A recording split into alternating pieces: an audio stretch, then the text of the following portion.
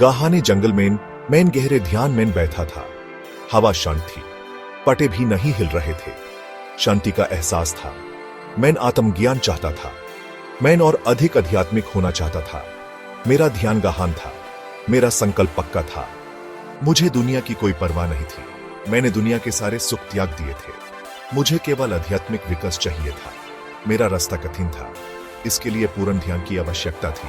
मैं जानता था कि प्रलोभन मुझे भटका सकते हैं, लेकिन मेरा संकल्प मजबूत था।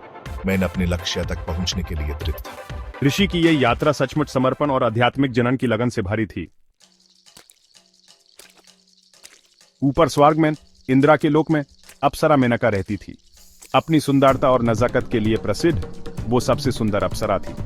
उसका हर एक मूवे कविता जैसा था। उसकी हंसी गाने जैसी थी। उसकी एक झलक किसी का भी मन मोह सकती थी।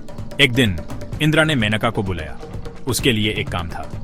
इंद्रा ने कहा, मेनका, ऋषि विश्वामित्र बहुत आध्यात्मिक शक्ति पाने वाले हैं। ये नहीं होने देना है। जाओ और उनका ध्यान भंग करो। मैं समझ गई प्रभु, मैं ऐसा ही करूंगी। मेनका का मिशन स्पष्ट था। यूस अपनी सुंदरता से ऋषि को भटकाना था। मेनका जंगल में उतरी। हल्की हवा ने उसके आने का एहसास दिलाया। वो ध्यान कर रहे ऋषि के आसपास नचने लगी। जंगल जैसे उसके आने से जाग उठा। फूल खिलने लगे और पंछी मधुर गाने लगे। मेरा नृत्य उन्हें जरूर लुभाएगा। विश्वामित्रा का ध्यान टूट गया। उन्होंने आंखें खोली। उन्होंने मेनका को देखा, सुंदरता की देवी। समय जैसे रुक गया हो। वो मदहोश हो गए। इतनी सुंदरता उन्होंने पहले कभी नहीं देखी थी। उसकी उपस्थिति ने उनमें निश्चय भर दी। यह सुंदरी कौन है? मैंने ऐसी सुंदरता कभी नहीं देखी। ऋषि की इस संकल्प की परीक्षा होने लगी और अप्सरा ने अपना काम शुरू कर दिया था। महर्षि विश्वामित्रा मुंह में फंस गए। वो कई साल मेनका के साथ रहे। वो अपने आध्यात्मिक लक्ष्य भूल गए। वो दुनियावी सुखों में खो गए। फिर एक दिन उन्होंने अपना अक्स देखा। उनका दिल बैठ गया। उनकी आंखों की शांति चली गई थी। मुझे अपना असली उद्देश्य याद आ गया। मैं अपनी गलती समझ गया। सालों का ध्यान बर्बाद हो गया। मैं बसना में बह गया। शर्म और अपराध बोध मुझे घेर रही है। मुझे जाना होगा। मुझे अपने मार्ग पर लौटना होगा।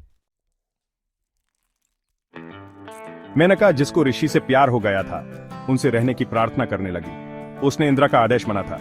उसका प्यार में पड़ने का कोई इरादा नहीं था। कृपया मत जाओ, मेरे साथ रहो। लेकिन विश्वामित्रा जानते थे कि उन्हें जाना होगा। उन्हें अपनी खोई आध्यात्मिकता वापस पानी होगी। उन्हें एनलाइटनमेंट पानी होगी। उन्होंने मेनका को विदा किया और चले गए।